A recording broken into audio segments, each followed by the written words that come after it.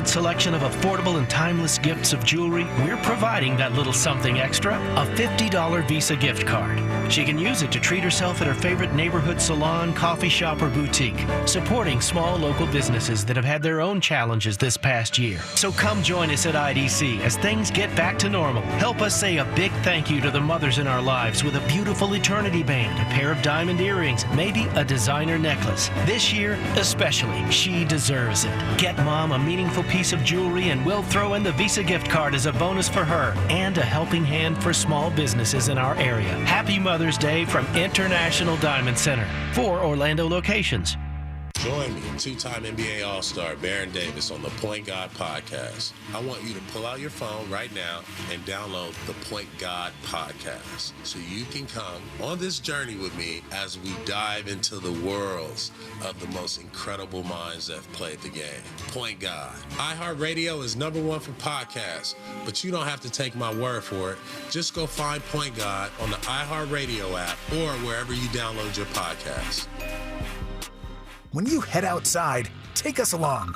If you've got your phone, you've got us. Listen on the iHeartRadio app. Just search 96.9 YGM Orlando, WJRR HD2 Cocoa Beach, FM 96.9 The Game, the home of Orlando City Soccer Club.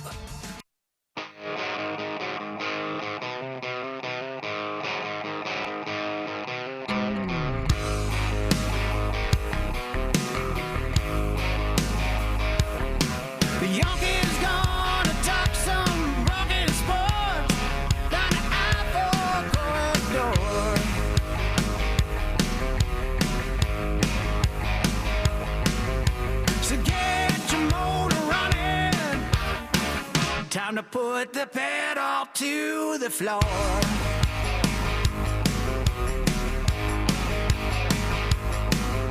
It's loud and live and local. Oh, time for open mic.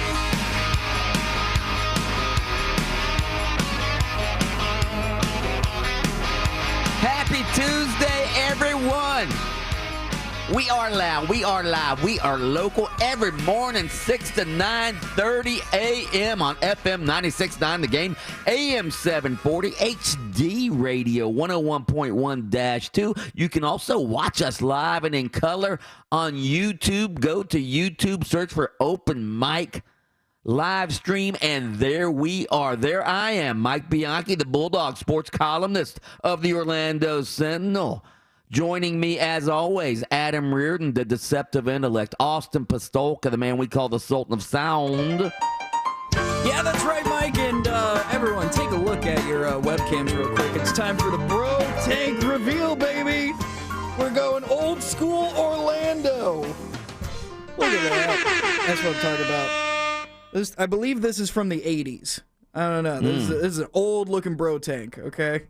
Like this is older than some of Mike Bianchi's t-shirts, okay? Showing your stinky armpits. He's at least wearing like a cover-up jacket. That's because today. it's so damn cold in this studio, man. That didn't stop you 2 weeks ago. Yeah, it has stopped me now. But now I've got a nice reveal ability, so be ready for that every day.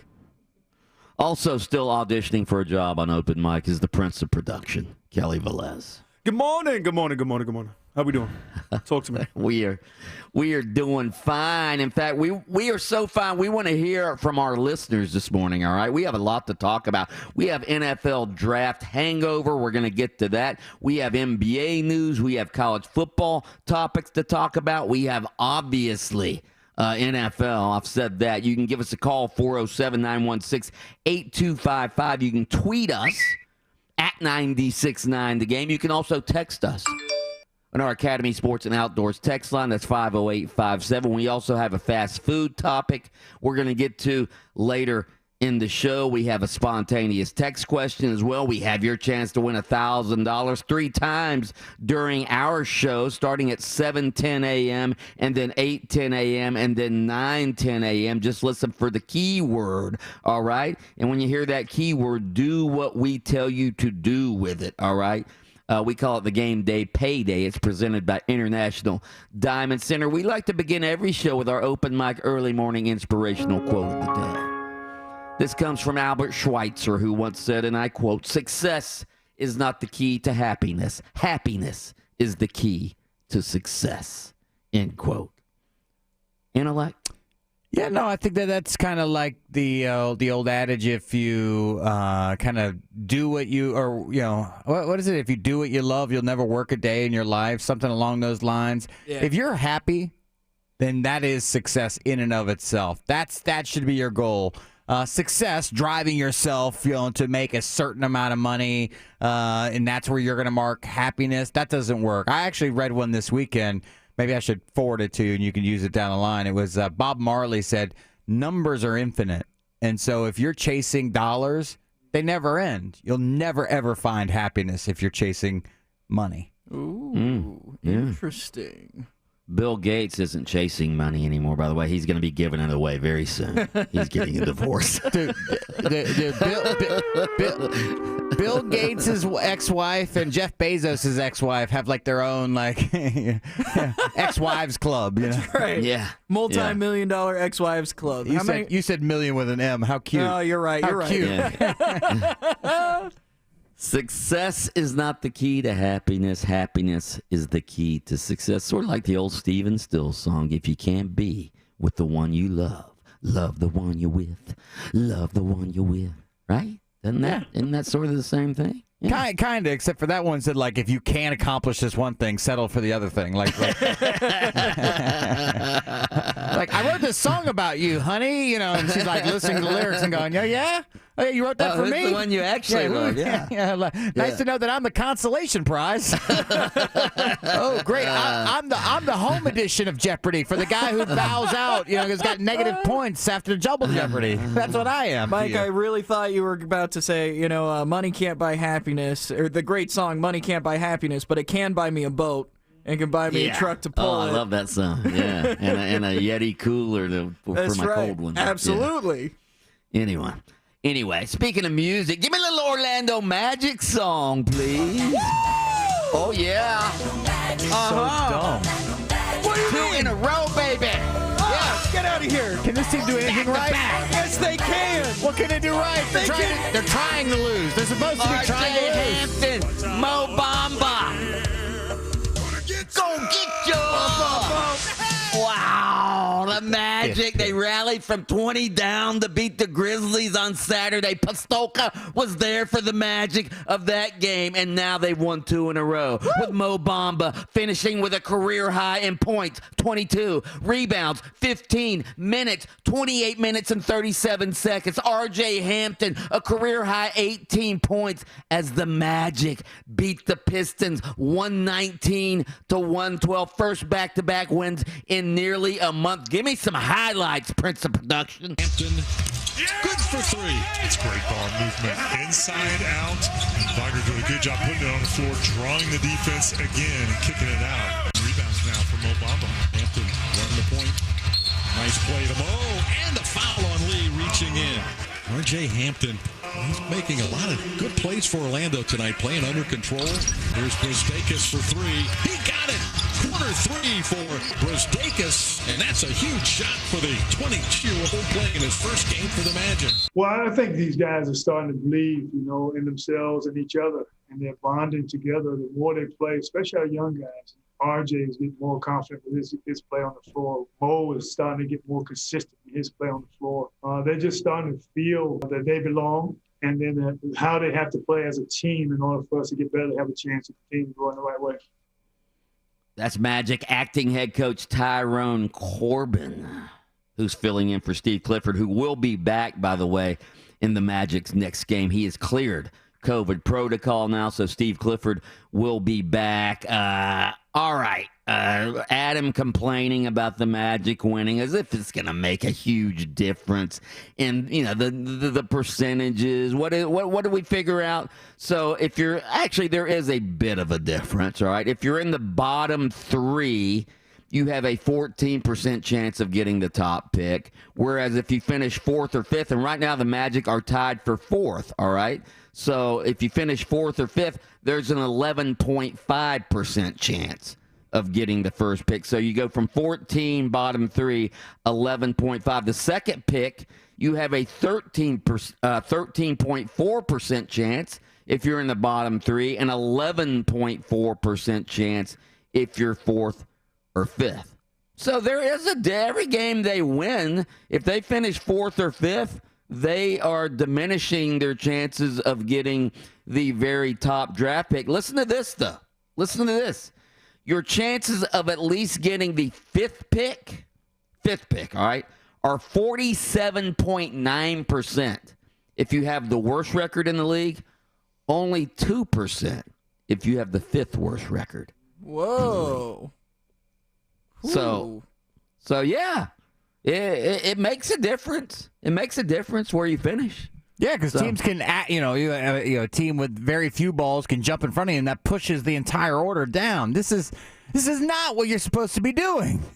This is not the plan. Go. So R.J. Hampton and Cole Anthony are on a vendetta against fans that are saying exactly what I've been saying for weeks, and I love it. Have you seen R.J. Hampton on Twitter and Cole Anthony on Instagram? No. Both of them are just commenting on people saying, "What are you doing? You need to tank." And both of them are like, "No, I'm not. No, we're going to win." No, the players go out there play to win, Right. But, I mean, at some point, doesn't the coach got to say, God, that guy's getting hot. We need a sub here. Hold on. Let's get this guy. But the Magic are putting the worst lineup they can on the floor. They can't help it if they're in a tankathon with the Pistons. Who was it? Wagner the night before, and then some guy I've never heard of. Brezdeikis, let's go. Brezdeikis? His first game. Is that how do you say that? Brezdeikis? He used to be on the Knicks, and when they moved him, I was mad. He's one of those that can get up and down the floor. Okay. Oh, my God. We got a scouting report on Brezdeikis. Goodness gracious. This Brezdeikis scouting report brought to you by Kelly Velez.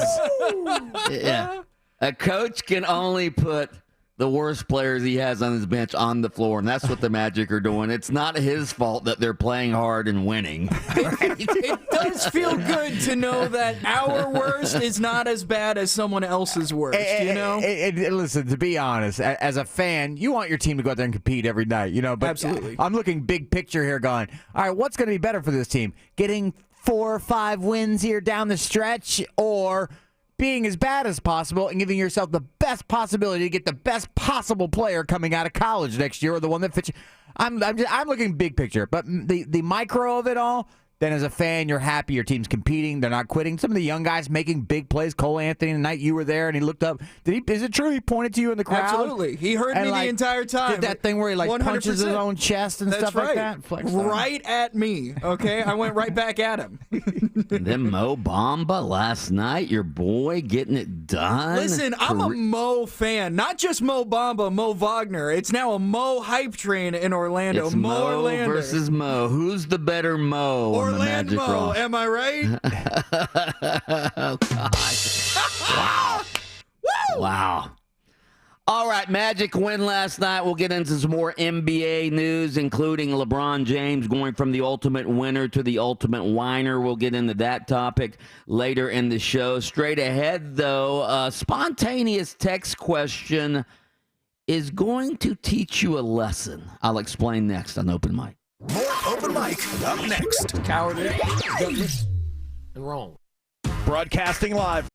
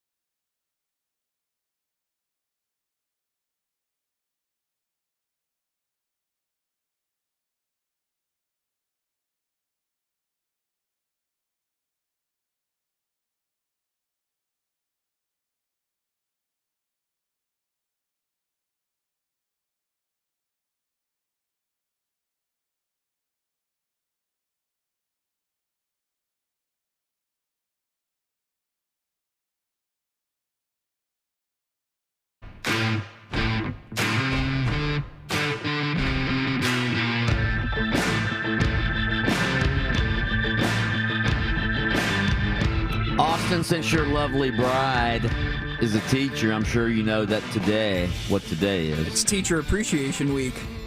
It's National Teacher Appreciation Day today. Yeah, today specifically, but all week long it's happening. They probably started as a day, and they were like, hey, see, we can bump that up to a week. Except, hold on one second. I'm absolutely furious with Chipotle, okay? Why? They are no longer offering a free burrito to teachers today, okay? Oh. Absolutely, that's what I'm saying. They Really? Yeah, they are out of the teacher appreciation game, so... Oh, God. Oh, wow. Okay. Just saying. So anyway, well, we're not out of the teacher appreciation. I've always asked that game. question, Mike. Where do we draw the line at industries and jobs that we give free food to? Well, teachers, policemen. I mean, that's all acceptable? First responders. Public service. Military. First and- responders. Yeah. I called you. What are you talking about? That's Bill Burr's. That's not mine. Yeah. I stole it. Sports and I tried talk to use it radio as mine. host, sports talk radio host. Yeah, what about belong there as well. entertainers? What about entertainers? Yeah, absolutely. Yeah. So, yeah, I agree. So, all right, National Teacher Appreciation Day. I think we did some sort of teacher spontaneous text question a while back. I think it was teacher we had a crush on. Was that what it was? Yeah, who was our hot back teacher? into them? Okay. All right. So today's spontaneous text question. Spontaneous text question of the day. National Teacher Appreciation Day. Give me the name of your favorite teacher of all time, and not hot teacher. I'm talking about your favorite teacher that you actually learned from, and what made that teacher so special. You can text that in the 50857. I'll always go with Miss Eland, my 7th grade language arts teacher who cultivated my love of writing. I wrote a story one time in the 7th grade. It was about Pierre the Flea, all right? Pierre the Flea.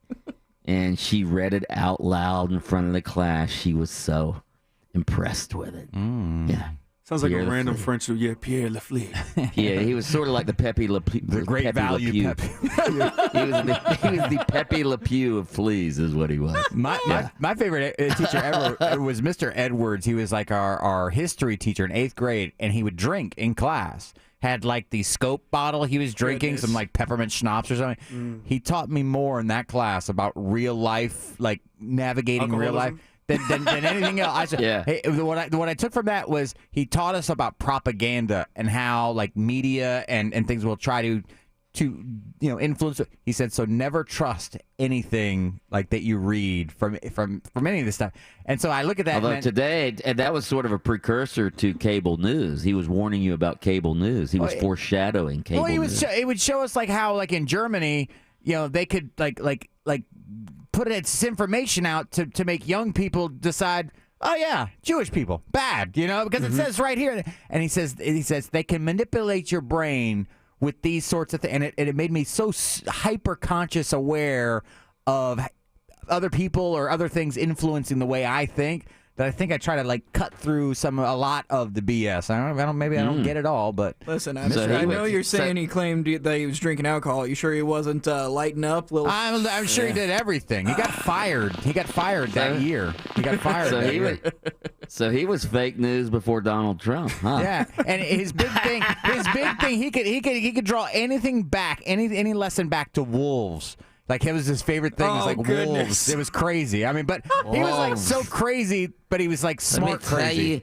Let me tell you guys about wolves. There's always an alpha. There's always an alpha. Yeah, Pack I love tactics. wolves. In fact, if I don't have a drink for a few days, I start seeing wolves and all sorts of things. He showed Glory. He showed the movie Glory in class. The movie about the Massachusetts 54. You got to see it. It's about the Civil War and the first Black regiment it became my favorite movie. It became my favorite movie with Matthew Broderick in it. Pretty big leap from Ferris Bueller's Day Off to playing Robert Gould Shaw. All right, text in 50857. We know who Austin's favorite teacher of all time is. It's my wife, obviously. Or possibly my mom. My mom was a preschool teacher for years. But my favorite teacher that actually taught me would be Mrs. Fuhrer. She was my. I know. Speaking of the Germans. Mrs. Fuhrer. Wait a minute. There was no easy transition from this one. But I would have picked a different teacher. She was the world history teacher. She was not. She was not. She taught math, and she was my reading teacher in 7th grade. And so Austin was like, "Can I go to the bathroom?" She's like, 9. She's your reading teacher. Hey, I want you guys to read Mein Kampf this week. Yeah. Oh, no. Do we have to do this? You will do it and you will like it. Yes, Miss Fuhrer. Yes, Miss Fuhrer. She's not even the teacher that. Oh gosh, she's retired. She's fine. Mrs. Peterson was one of my high school reading teachers, and we read the Elie Wiesel book about. Elie Wiesel was someone who actually was in the concentration camps, and she had a day where she acted like a Nazi. Miss Fuhrer did that? No, Miss Peterson. Method acting? I don't know what's going on here.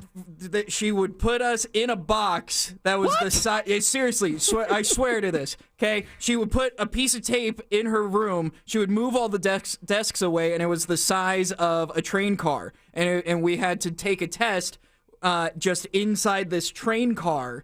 And we had to use the person in front of us as like the table for our desk, and if we went outside the line, she took a piece of cardboard tubing and would hit us with it. Hey, bro, come on now, dog. Come on, man. Wow. Come on, man. I had a weird. Nebraska's a little weird, guys. Yeah. Well, when you only have one teacher per school, it's a little different. All right, so somebody just texted in Sharon, Michael, and Amber Jazerzak for teacher. My parents and sister all teach. I went into the Air Force. Taught you well, in fact. All right, keep those coming in, 50857.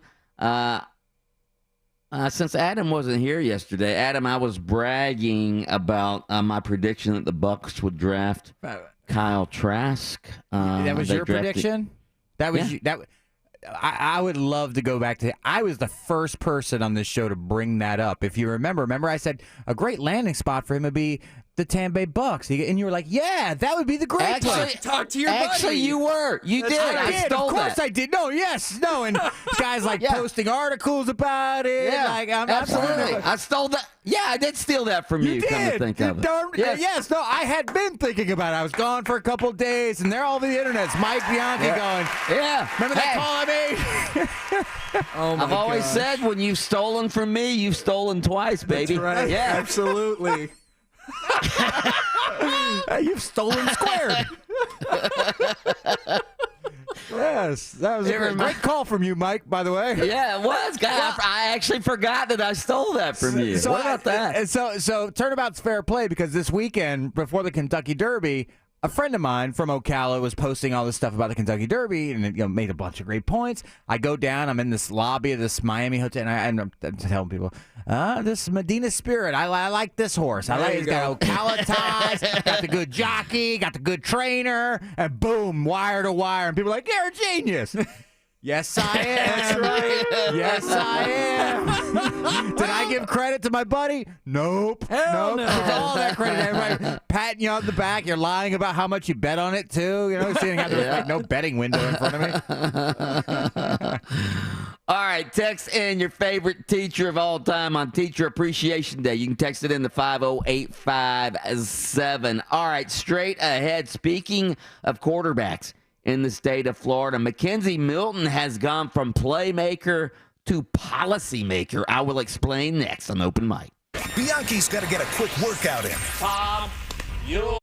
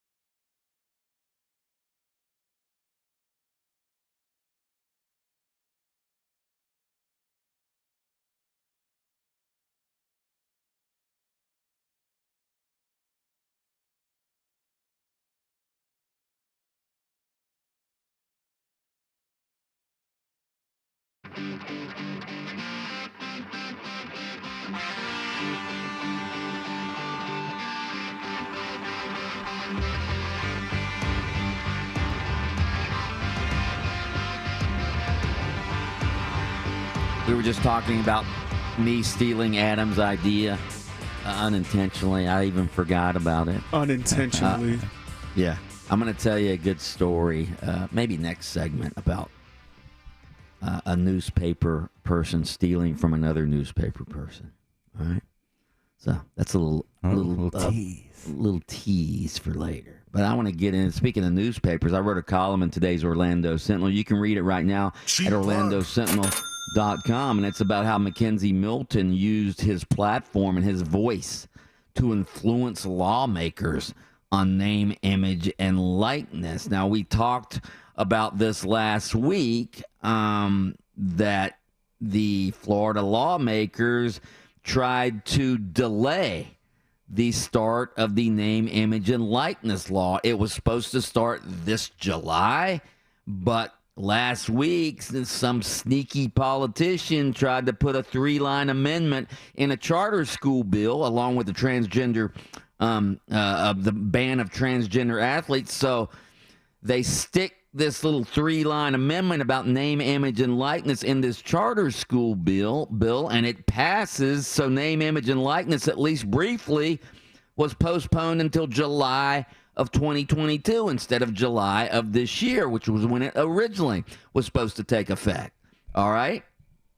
So, Mackenzie Milton, Miami quarterback De'Aaron King, just about every college football coach in the state, from Dan Mullen to Manny Diaz to Mike Norvell, they also spoke out and tweeted out against this delay of the name, image, and likeness legislation, which, quite frankly, was sort of groundbreaking. Florida was one of the first states to pass a name, image, and likeness law, and they were going to be one of the first states to actually implement that law this July. So college athletes started speaking out. Mackenzie Milton was at the front of the line. All right, who knew that he was going up to Tallahassee to be a political lobbyist? Because he started hammering people on social media. He tweeted at Ron DeSantis, told him to get involved. He tweeted at Chris Latvala. All right, here's what he tweeted at Chris Latvala, who's a state representative, very influential. Quote, as education chairman at Chris Latvala and a fellow UCF alumni, I am calling on you to make this right and get this fixed. You can be the hero to thousands of athletes in our great state. All right, so he tweeted that. He also highlighted a photo of the 3-line amendment, which had a black line through it. Essentially had the black line through July 2021, and with the addendum to take effect July 2022. And above the photo, Milton tweeted, are we serious right now? That little black line in a bill with more than 70 pages is going to continue to screw all of us athletes? Make it make sense. And then he hashtagged not NCAA property. All right? So again, he was tweeting up a storm. Here's one he tweeted. What about this one? You know, we all know what Mackenzie Milton has gone through to get back on the playing field after that horrific knee injury more than 2 years ago. Here's what he tweeted. So when will the time actually come that college athletes can truly use our own name to help benefit themselves and our loved ones, not just the NCAA and universities? It's comical at this point. Let the kids play and let the kids get paid, all right? Then he went on to tweet this, all right? For those that try to justify free education, in quotes, as a way to stand against NIL laws being passed, you are part of the issue. The NCAA really helped out when it came to paying for 9 knee surgeries and hundreds of thousands of dollars in medical bills. End tweet. That is a great political. That's Mackenzie Milton being a great politician right there. You want to know why? because he didn't have to pay for those 9 knee surgeries and hundreds of thousands of dollars in medical bills either, okay? But he put it out there, and it hit home.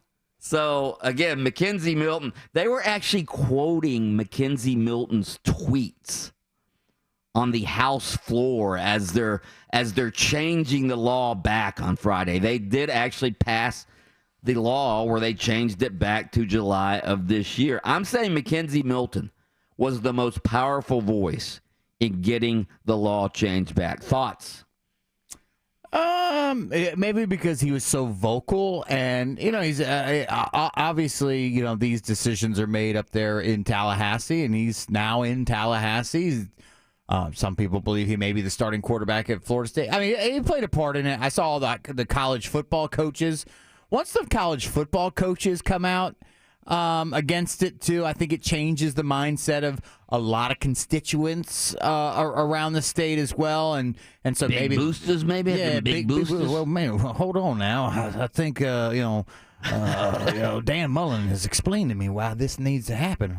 You tired of losing to Bama? Well, we need to get on the same level playing field. Bama, we need to be able to tell them that this is the state, the flagship University of Florida. So I think that he deserves some credit. All these athletes and coaches and anybody who's spoken out against it and really called out our government for trying to slide this one past us, as they did some other parts of that bill.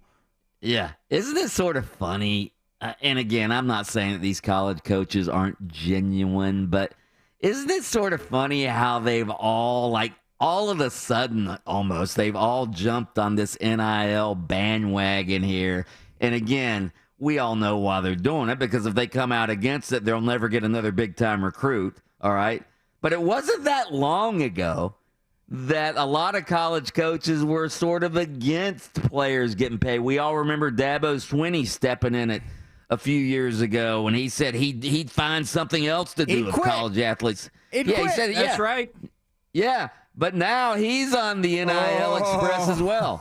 I was waiting for somebody to come like, Dabo, here's the resignation papers that you asked for. This name, image, and likeness is going to go forward. Folks in the ACC, I'm sure that Mike Norvell or Manny Diaz, somebody needs to forward him those papers. Like, hey, remember what you said? Go ahead and bounce now. That's cool.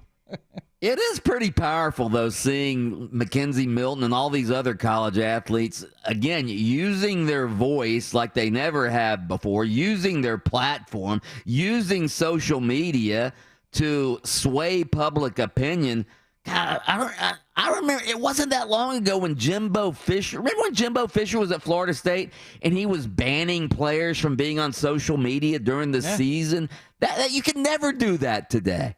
The athletes would never stand for it today. Well, and in UCF, I mean, they had the very public issue of the kicker that had his own YouTube page, who apparently had too many subscribers and was benefiting financially from it. So he had to choose between football and his YouTube page. I mean, the one thing I do like, and I've always sort of been young-minded, and I try to continue to be that even in my 40s, is I always feel like I end up on the right side of history.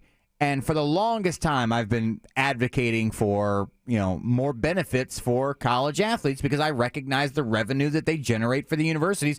And it's only gotten bigger in my lifetime, and it will only continue to get bigger as these ESPN contracts continue to grow. And finally now, it feels like, that teeter-totter that we were on where I was standing on the one end and I was way up high in the air. More people have come across, and now it's, boom, it's tipped. And even the old heads in college football now, same with the college football playoff. Me. No, people. You know what changed my mind? What, coaching salaries?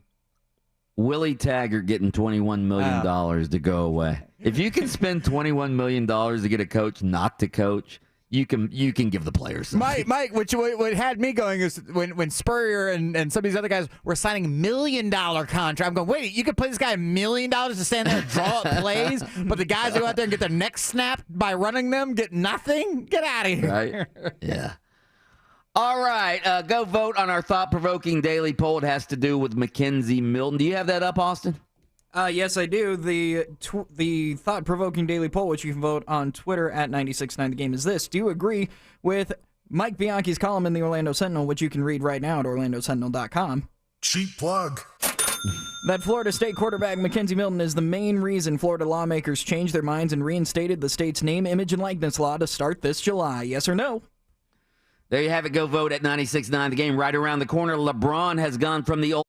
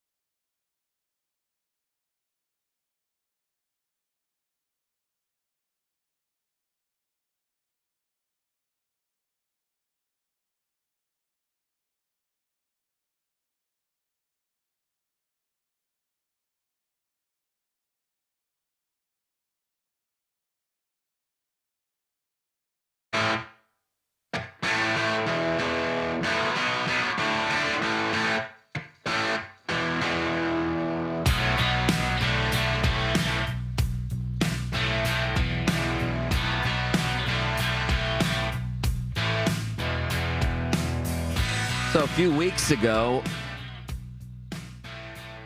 we were talking on the show about Kyle Trask and where he might get drafted, and Adam said, hey, the Bucs would be a great landing spot for Kyle Trask. And I was like, yeah, that'd be a great landing spot for Kyle Trask. And so a few weeks passed. Or I don't even know. When did we originally talk about? Was it a few weeks ago? A couple weeks, yeah. Yeah, a couple weeks ago. It was as he was slipping down the, went from like being the third or fourth to like 6 or 7. Like Kellen Mond was like jumping in front of him in some draft boards. So anyway, so right before the draft, I ended up writing a column. The Bucs should draft Kyle Trask. It'd be a great landing spot for him. And of course, then the Bucs ended up drafting Kyle Trask, and I looked like a genius, and I was taking credit for it. And I honestly forgot that Adam was the one who gave me the idea. But he did give me the idea. I could have been a contender, Ray. I could have been a contender. So anyway, it reminded me of old famous newspaper story. Right. So there used to be two old school columnists. You may remember one of them. Larry Guest used to be the columnist of the Orlando Sentinel even before I got there. Like this is 25 years ago. Larry Guest was the old columnist at the Orlando Sentinel, and he used to do a weekly notes column. You'd have a little short, little funny stories or things, opinions, just in a notes column, we call them. And I do one every week as well. All right. And there was this other columnist out in Dallas, old legendary columnist named Blackie Sherrod. He worked at the Dallas Morning News. All right. So, Larry Guest was reading Blackie Sherrod's notes column one time, and he saw a note that he liked in Blackie Sherrod's notes column. So he took it and put it in his notes column. All right? So a few weeks later, Larry Guest is reading Blackie Sherrod's notes column, and Blackie Sherrod used the note that Larry Guest had stolen from him. So Blackie Sherrod didn't even remember that it was originally in his notes column. So he stole it back from Larry Guest and put it in his notes column. Yeah. How about that guy was giving you yesterday's news tomorrow, but yesterday. So he printed news, and then somebody else used it, and then he printed it after that guy. So he was giving you like 5-day-old news.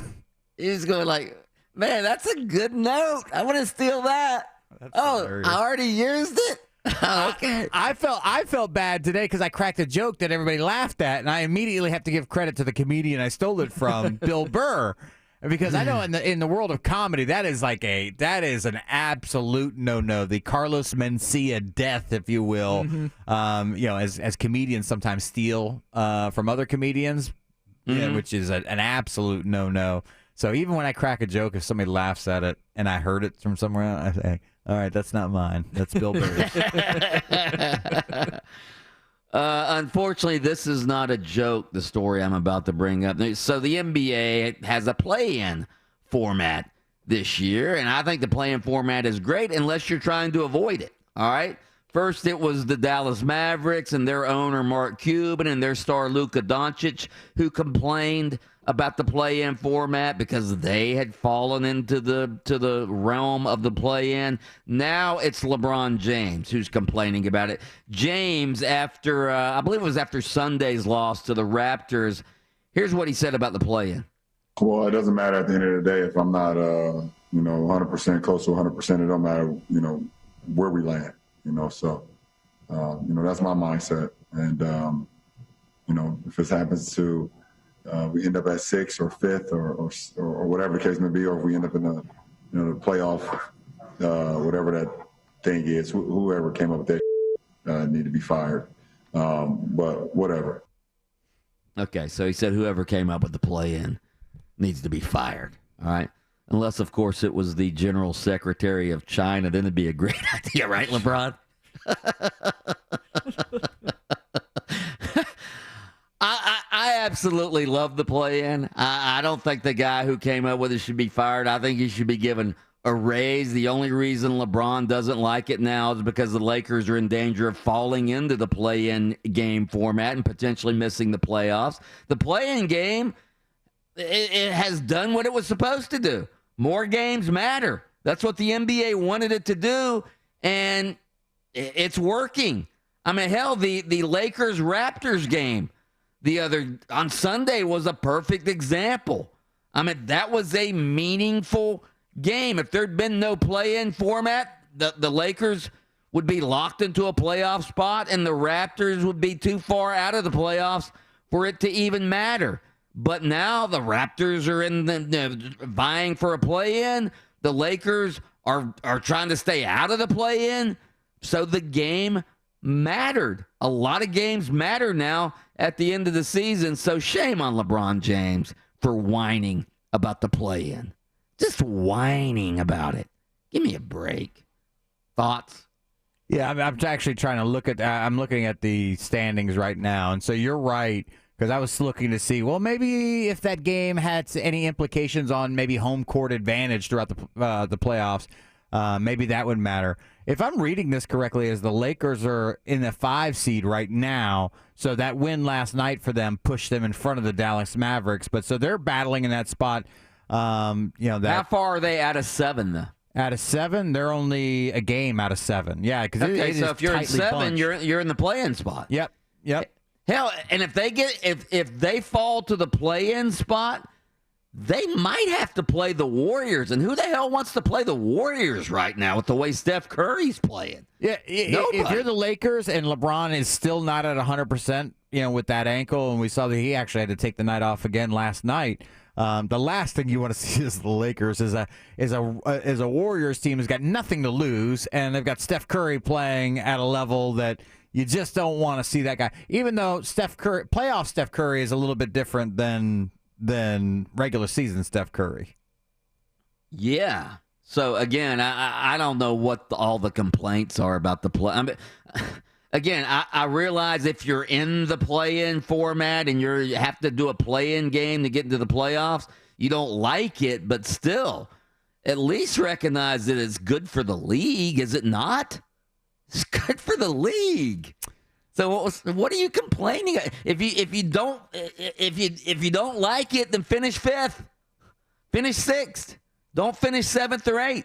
Or 9th or 10th. I'm looking it up right now, and of the 8 teams that would be involved in the play-in on both sides, only 3 of them with a above 500 record. Oh, that's the one negative part of it is, wait a minute, we've expanded, and the NBA has had this issue for a long time. The 8 and the 7 seeds are like sub 500 teams. We've seen that in years. Like, why did we need more sub 500 teams making the playoffs? I don't get it. Anyway, we do have a supplemental poll about LeBron James whining. How do we word that? Do we have that? Yeah, I've got it right here. It is how big of a whiner? It's supplemental poll number 2. How big of a whiner? How big of a whiner is LeBron James for ripping the NBA's play-in game format now that the Lakers are in danger of being a part of it and missing the playoffs? A major whiner, a meh whiner, or he actually has a point. There you have it. Go vote at 96.9 The Game on Twitter. Let's pause for station identification. WYGM Orlando, WJRR HD2 Cocoa Beach, FM 96.9 The Game, the home of Orlando City Soccer Club. What you reading there, honey? It's very exciting stuff, you see. It's the front page of the internet. Here we go with the front page of the internet this morning. We start off on YouTube's trending page where the #1 video comes from Marvel Entertainment. They did a big thing, big push to say, hey, let's go back to the movies. Marvel celebrates the movies. Seriously, they are pushing so hard to try and get that ticket revenue back right now. So much so they actually announced the release date for all of their movies going through 2023. Almost all of their movies. Are they going to be on HBO Go or no? I don't believe so because what they're going to do is Disney Plus Premium, where you're it's like HBO Go, but the Disney I don't have to go to the theater for this. That's my point. You don't have to. Okay, good. But they are trying to get people to go to the movie theater because in this trailer they show clips of people freaking out from Avengers Endgame and all that sort of stuff when people were piling into movie theaters and cheering during the movie. And so they are really pushing that, hey, come together. We're friends, family, join us back at the movie theater. If you want to see Mike and I freak out at the movie theater, wait till we're at the concession stand. They're like, all right, that popcorn and that drink going to be $24. And we're like, what? Horror. So this trailer. That's why I sneak the candy and stuff in. Oh, always. You gotta. Oh, I mean, one of the great things about having kids, like born theater mules. Walk slower. The M&Ms are rattling. Hold on. Son, put this Hershey bar in your dungarees. Dungarees, goodness. After 21 hours of being on YouTube, about how many million views do you think this video has? 3.5 million. I would say that 22% of the United States are nerds or nerd-based, so 20 million. It's 5 million, 5.3 million. Oh, okay. Happy birthday today to star of NSYNC, everyone's favorite NSYNC guy. It's Lance Bass. Lance Bass. What is he? Is he 41 now? I was going to say 43. He's got to be my age. Split it right down the middle. 42 years old today. Trending on all across social media today, Dogecoin to the moon. Once again, it's up to 47 cents currently. Currently, you just checked. It was 49. It was 49 cents about an hour ago. Yeah, I just checked it right before the segment. It was at 47 cents. So, Dogecoin to the moon once again, and also. It's not to the moon. ITRM. That's still not. You gotta wait. You know what? You're holding. I sold it. Diamond hands. Sold it. I got out. What'd you say? You gotta get $50 in it. I got out and put it all in Dogecoin. Woo! You wait. So you. He said, "How could you? Yeah. How could you leave?" I took my $30 that was left. And I said, I'm putting it out of ITRM. And I said, you know what? I'm putting it in Dogecoin. I don't even care, man. Oh, my God. I don't care. Don't care. My $50 that turned into 30. Yeah, you gotta hold it. I told you, wait. It's a pharmaceutical company. That's great. Yeah, I held it for months. Yeah, I held it. I hope I'll held as long as I hold Fubo TV, for crying out loud. Listen, their earnings report comes out this week, Mike. I don't want to hear another thing about freaking earnings reports. That's it. You guys are too late. That's fine. I don't care. I'm out. Softies. Couple softies. Don't even care. All right? Whatever. Interesting story coming out of the UK today. 2/3 of British men, quote, would rather die 10 years early than give up meat. That's ridiculous. It's ridiculous? What do you think? Yeah. Why? No, You'd give up 15? Give up meat. You'd give up meat for that last 10 years? Absolutely, especially when you have all of this fake meat now that tastes like the real stuff. I ask people this. If they have to give up 15 years in the middle of their life. Ooh. Because people are looking at it like, okay, wait a minute. So if I'm going to live to like 75, that means I cut off. I go at 60. Right. Okay, I can do that. Yeah. But if you got to be in a coma for 15 years, right in the middle. No, 15 years right in the middle. You got to go into coma. I would absolutely not do that. Not do that, of course. Because those are good years. Those are the good years, exactly. If I've got 10 years at the end and it's like, I'm going to be in a home, like peeing my pants. Yeah, I don't want to deal with that. Yeah. No. I get out now, bartender. Absolutely. So, but yeah, there you go. That's the front page of the internet this morning. That is the front page of the internet. NFL draft, all right? Ratings are out. So the NFL draft, where's this story at? NFL draft got higher ratings. I'm talking about the first night of the NFL draft. Usually the highest rated non-Super Bowl, non-like NFL game rating of the year is usually the Academy Awards, all right?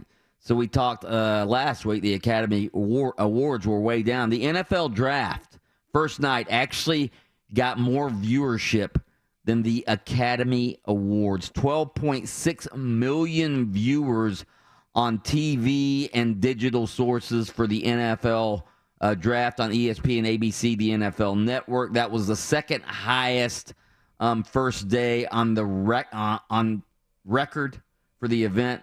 Second only to last year's first round number, 15.5 million. The Academy Awards, 10.4 million viewers on April 25th.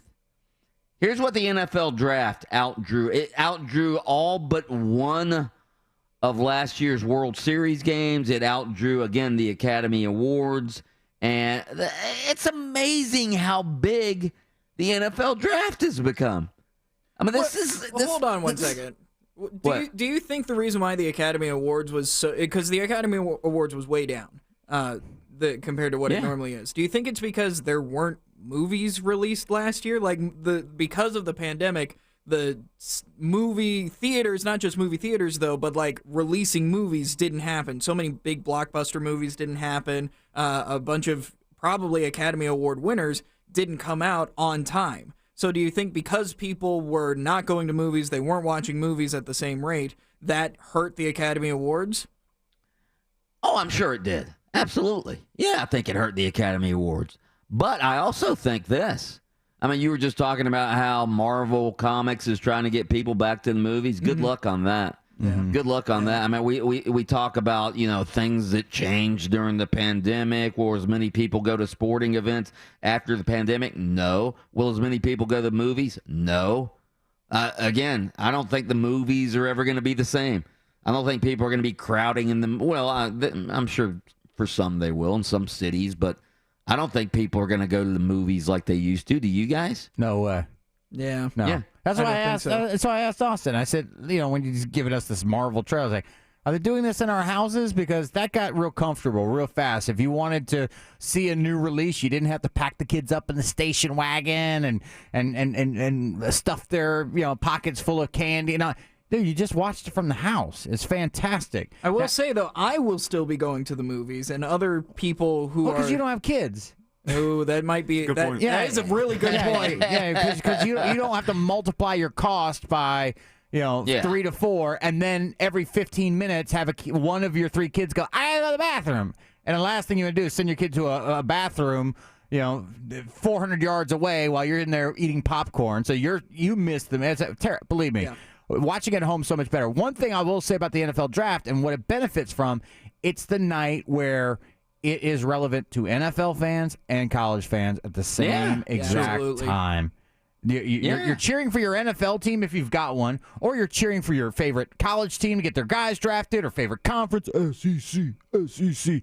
And it is a big deal. And then really, at the end of the day, the NFL is the goose that lays the golden egg as far as sports are concerned in this country. Anything that has those 3 letters on it is going to be huge, including the stock that I own, by the way. Goodness Hall of Fame. gracious. Hall of Fame. Get out of here. When's their next earnings report? Don't care. This week. Gosh dang it. Speaking of the NFL Draft, you mentioned SEC. SEC had 65 players drafted in the NFL Draft. That is a record. That is a record for number of players drafted. I've told you guys many times that the SEC mantra, it just means more. That's not just a mantra. That is a fact. That is a fact. It just means more. They get the best players. They hire the best coaches. They pay the most money to hire the best coaches. They pay the most money for assistant coaches. They have the most fans in their stadiums. It's just college football conglomerate is the SEC. And a lot of people will say, well, it's because Alabama had 10 players drafted. Yeah, that had something to do with it. Obviously, Alabama's the premier team in the league, but they count. They count as part of the SEC. Plus, Georgia, I think, Ohio State and Alabama were tied with 10 players drafted. I think Georgia was second. Florida was up there with 8 players. Georgia had 9. I think LSU was way up at the top as well. Kentucky even had 6 players drafted. So, again, this isn't just an Alabama thing. It's an SEC thing. Why is that, Austin? I'm not saying it.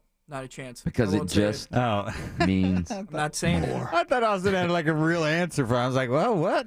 No, I knew what he wanted, I said no. No, Mike hit it right on the head. It's because their television contract is larger, so that means that they bring in more money. And listen, to the victor goes the spoils.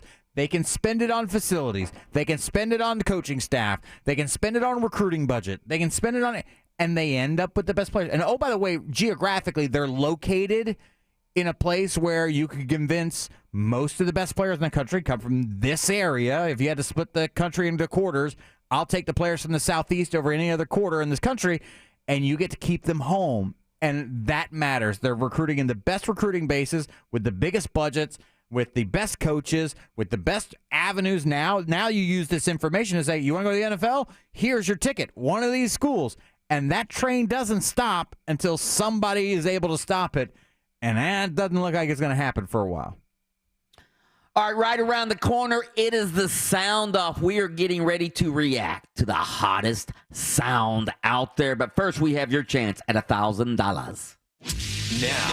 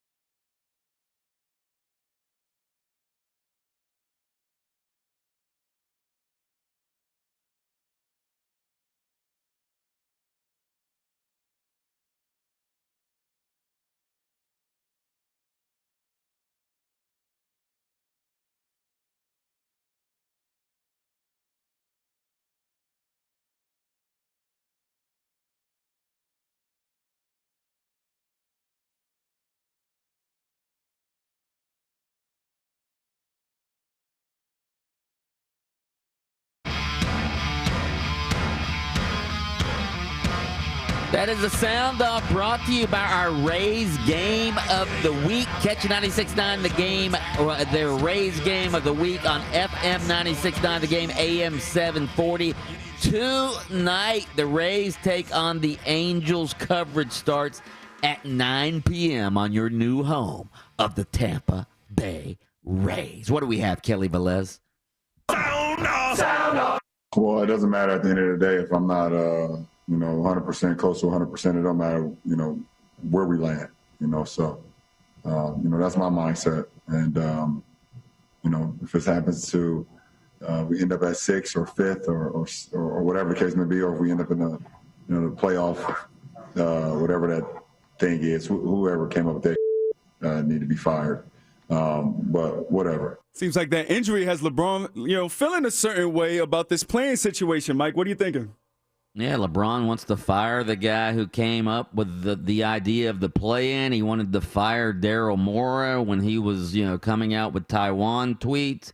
I mean, come on, LeBron. Stop it. Stop whining. You are the league.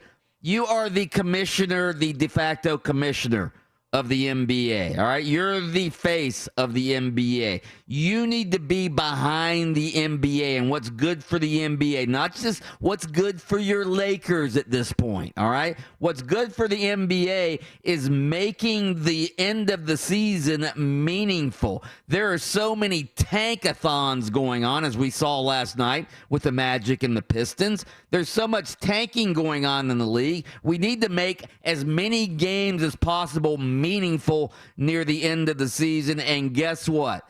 The play-in format makes more games meaningful, so shame on you, LeBron James. You used to be the ultimate winner, but you're turning in to the ultimate whiner. That's right, guys. Don't forget, we also have a supplemental poll up right now on Twitter that you can vote on. How big of a whiner is LeBron James for ripping the NBA's play-in game format now that the Lakers are in danger of being a part of it and missing the playoffs, all right? Major whiner, mid whiner, or he actually has a point right now on Twitter. Sound off. Sound off. With him being that upset shows me just how weak he is. Who the hell cares who you draft? I mean, he's a 3-time MVP in the league, and he's worried about this guy they drafted last year at number 1. And for him to be upset, my God, I don't understand that. Pittsburgh drafted Mark Malone, number 1, Cliff Stout in the 3rd or 4th round. I had him coming at me from all angles. I embraced it because when we went to practice, I wasn't worried about those guys. It didn't scare me a bit. So I don't understand why he's so upset at Green Bay. NFL legend Terry Bradshaw just asking why Aaron Rodgers is catching feelings against Green Bay, Adam. Maybe it's because they drafted a quarterback in the first round instead of drafting a player that could help that team win right away.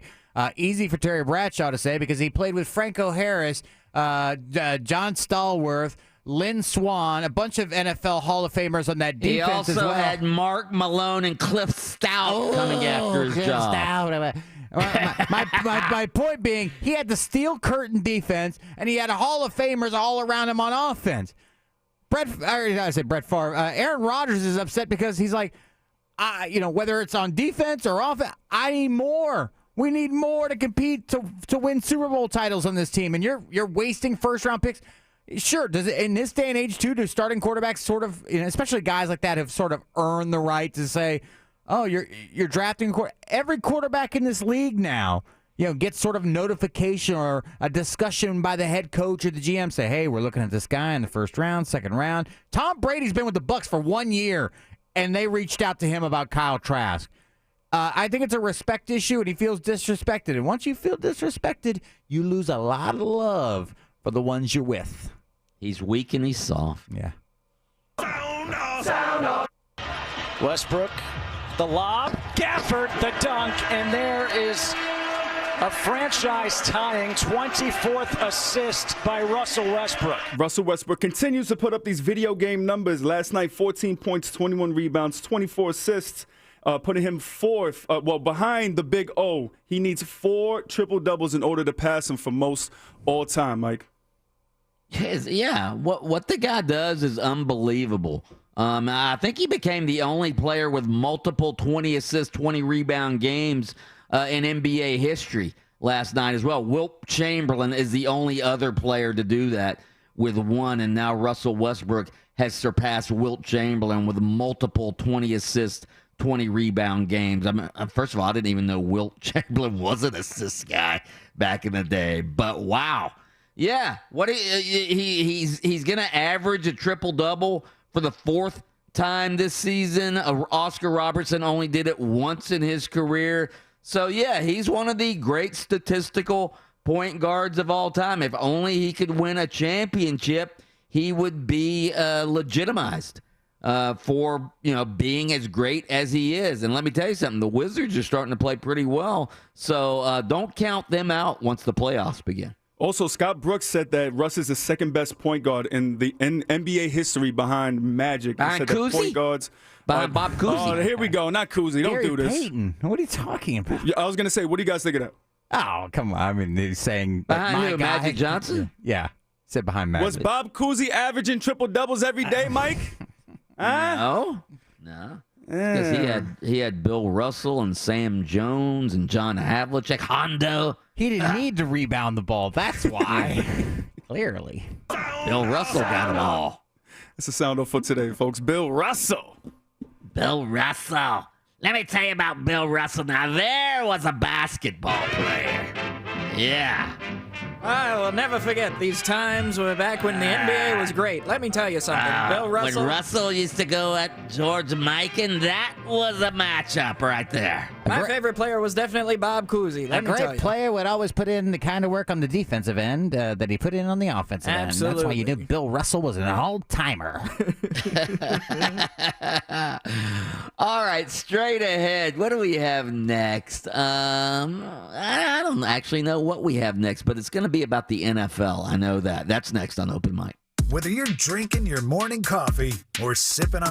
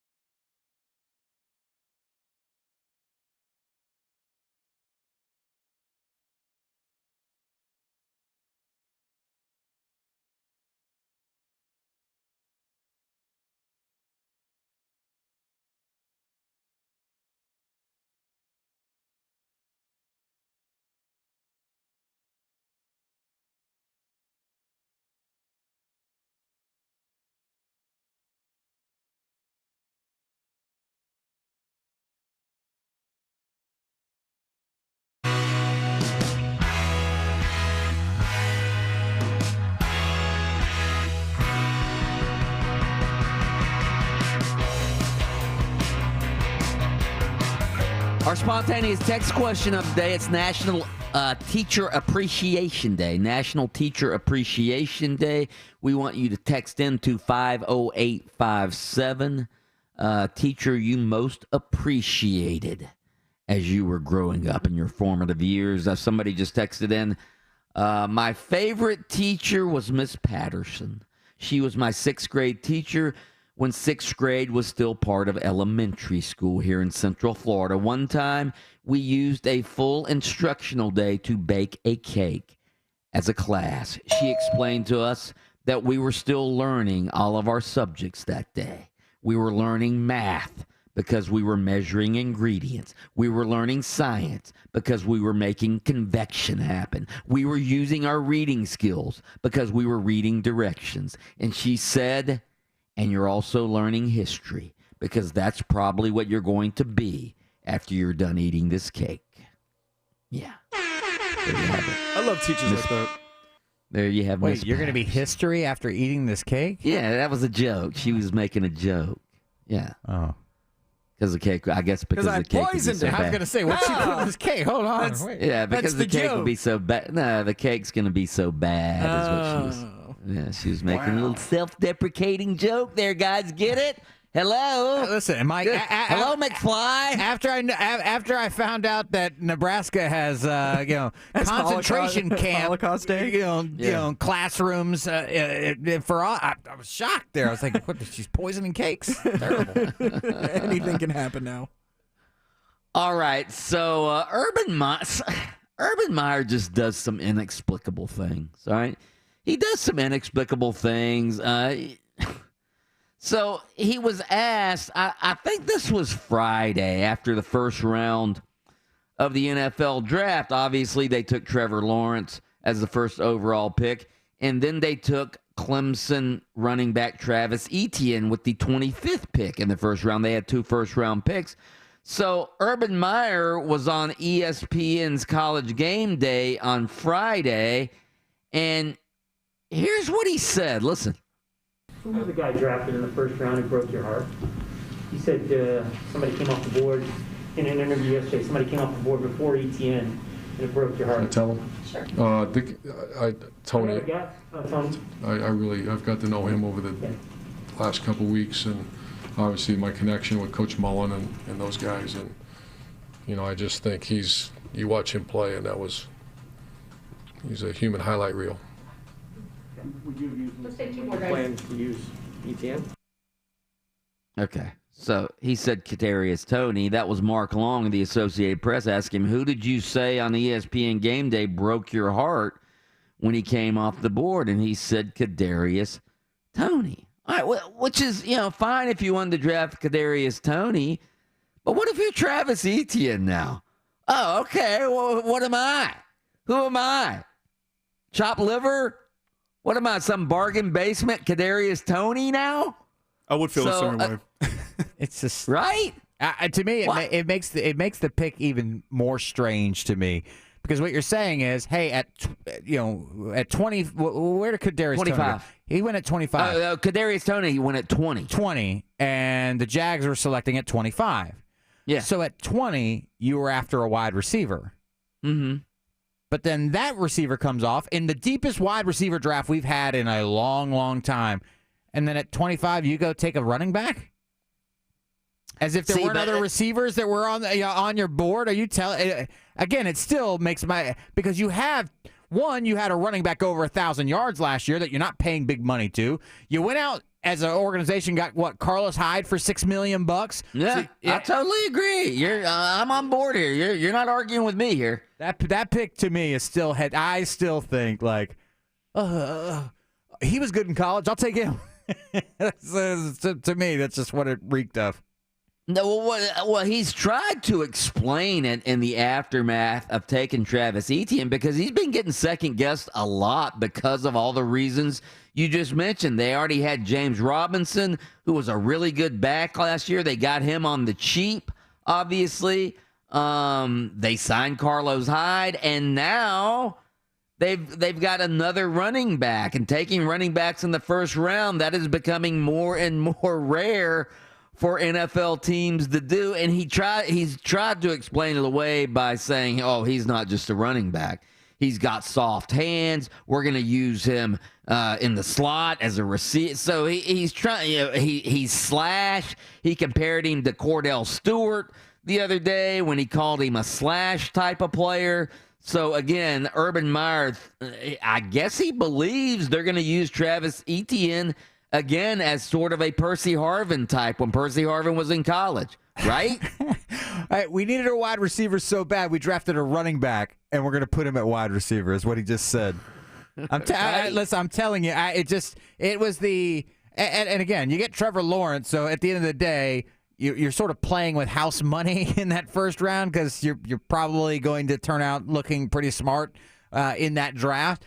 But it's just a pick that, to me, I look at and I go, if you need a receivers, then draft a receiver. Don't draft a running back as a third down back who you think maybe can go into the slot once in a while. Why don't you just draft a receiver who plays in the slot or a receiver that plays receiver all the time? I'm guilty, and I'll admit, of not really liking Urban Meyer, so I'll probably be more critical than most people. But I'll admit that as well. Yeah, so I'm a little bit harsh.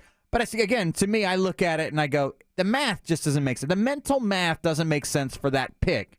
And can you see the Jaguars starting lineup? You said that this was a college move last week. Yeah. You said drafting Travis Etienne was a college move. Can't you see the Jaguars starting lineup? You have a running back playing slot receiver next year. Then you have a former quarterback, Tim Tebow, playing tight end, right? It really did. I mean, yeah, because I'm like not even lumping that into the conversation.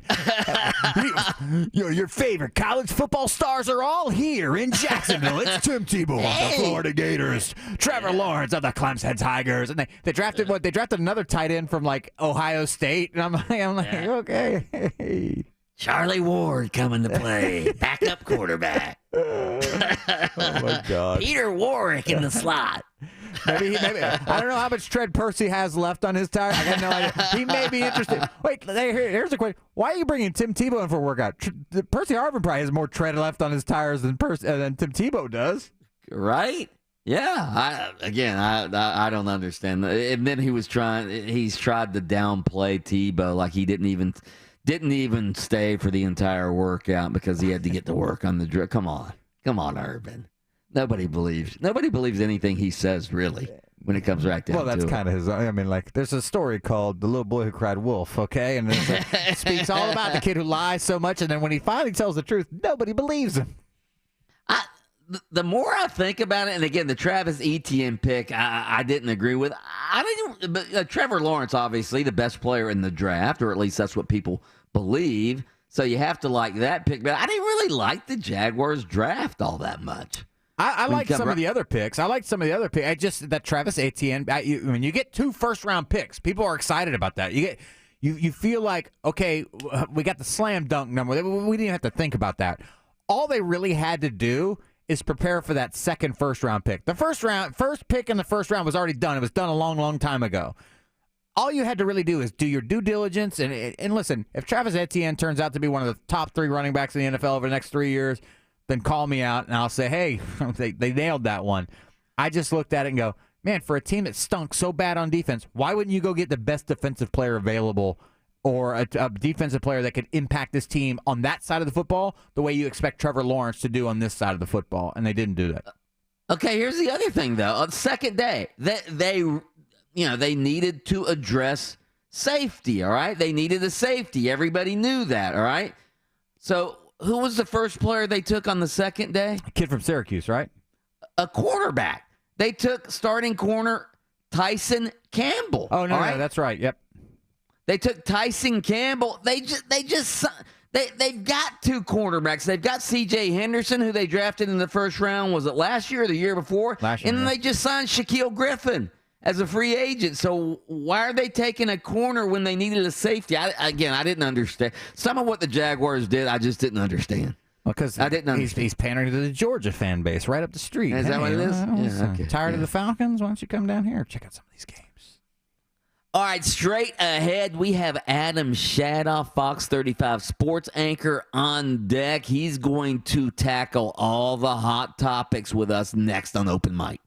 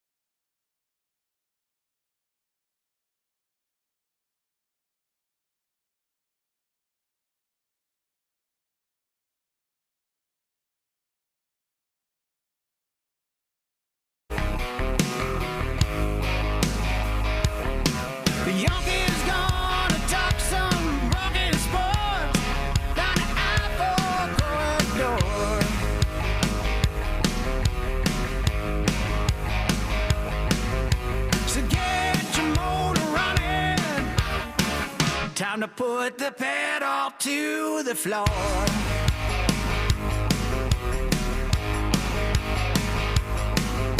It's loud and live and local. Oh, time for open mic.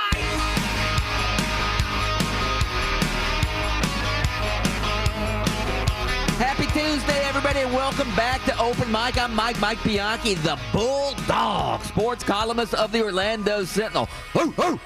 Joined, as always, by Adam Reardon, the deceptive intellect, and Austin Pastolka, the Sultan of Sound. Yeah, yeah.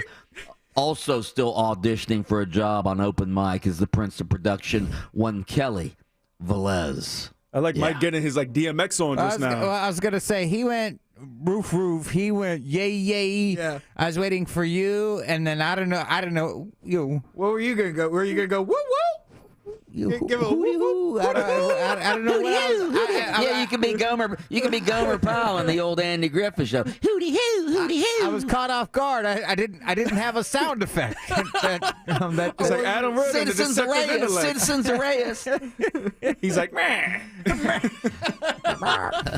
I don't know. I was busy racking my brain. Like, what kind of noise am I gonna make? If I'm a deceptive intellect, then mine would be, Yes. Let me contemplate that for a moment. Not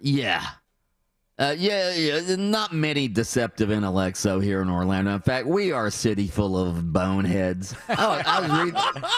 We are a city full of boneheads. I was reading the story in the paper, the Orlando Sentinel. You can still read the story right now if you want at orlandosentinel.com. And it was about how Orlando, the White Castle, opened in Orlando. Largest White Castle. the state's only White Castle and the largest White Castle in the world, 4,567 square feet of White Castle. And people are standing in line at 3:30 a.m. waiting for the White Castle to open at 8 a.m. All right, it's a White Castle.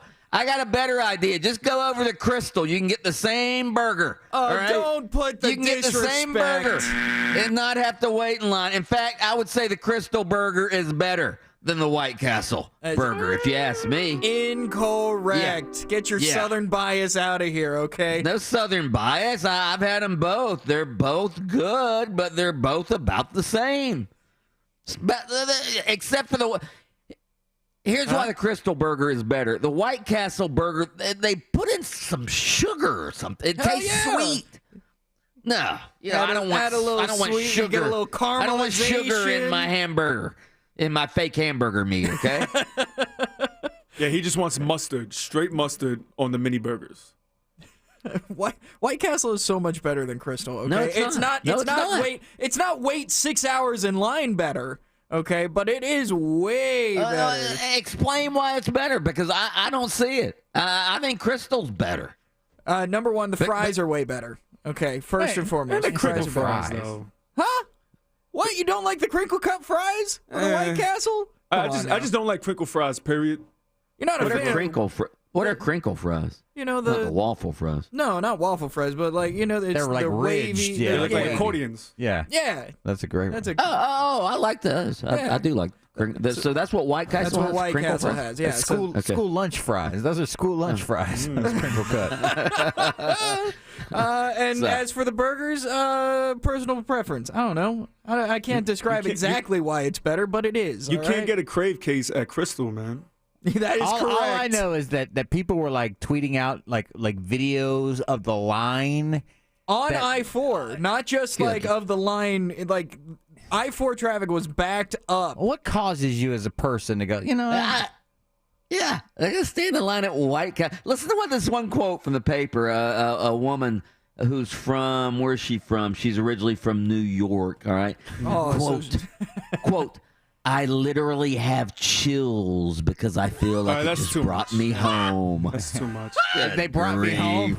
Good. Lady, in the time it took you to wait in this line, you could have actually driven home to New York, okay? It's a long time to wait for burgers. Listen, I grew up in New York. We had a White Castle right down the street, and it's like, it is what it is, but at the end of the day, we nickname them murder burgers because that's exactly what they do to your stomach.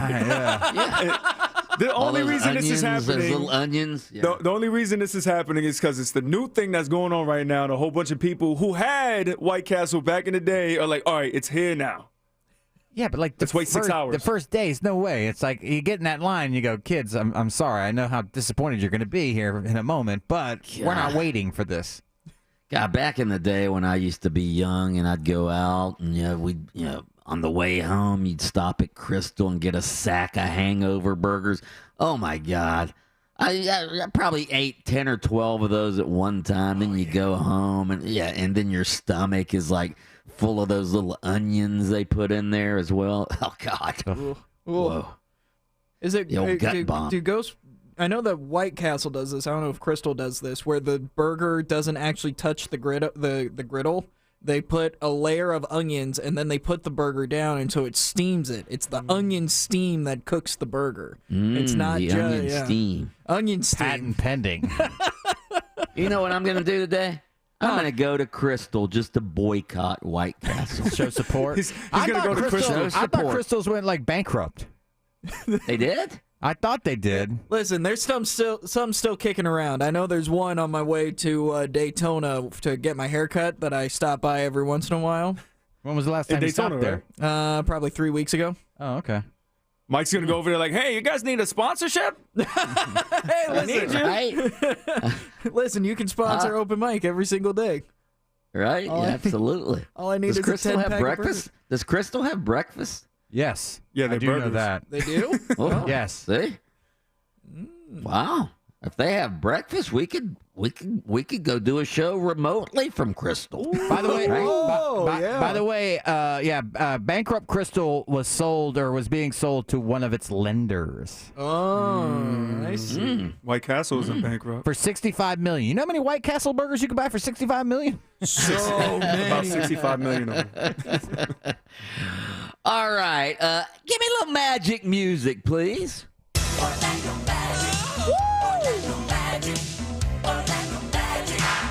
We're doing it, folks.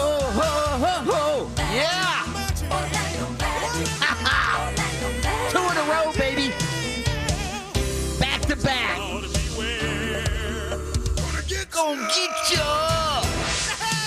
Oh, yeah. How'd that taste, Detroit Pistons? What do you mean you were trying to lose that game, Pat? No, we don't want to hear that, Pistons. We don't want to hear that you actually wanted to. Sure, you wanted to lose. No, you didn't. You lost because the Magic rose up. Mo Bamba, R.J. Hampton rose up last night to lead the Magic to a 119, the 112 victory. That is the Magic's first back-to-back victories in nearly a month. Do we have any highlights from last night, Prince of Production? Hampton, good for 3. It's great ball movement. Inside out. Wagner doing a good job putting it on the floor, drawing the defense again and kicking it out. Rebounds now from Obama. Hampton running the point. Nice play to Mo. And the foul on Lee reaching in. R.J. Hampton, he's making a lot of good plays for Orlando tonight, playing under control. Here's Bristakis for 3. He got it. Corner 3 for Bristakis, and that's a huge shot for the 22-year-old playing in his first game for the Magic. Well, I think these guys are starting to believe, in themselves and each other, and they're bonding together. The more they play, especially our young guys. RJ is getting more confident with his play on the floor. Mo is starting to get more consistent with his play on the floor. They're just starting to feel that they belong, and then how they have to play as a team in order for us to get better, to have a chance to continue going the right way. That is Tyrone Corbin, the Magic's acting head coach. Although Steve Clifford will be back, the Magic's next game against the Celtics. Let me translate what he just said right there, okay? He said, the Pistons wanted to lose worse than we did. That's what happened.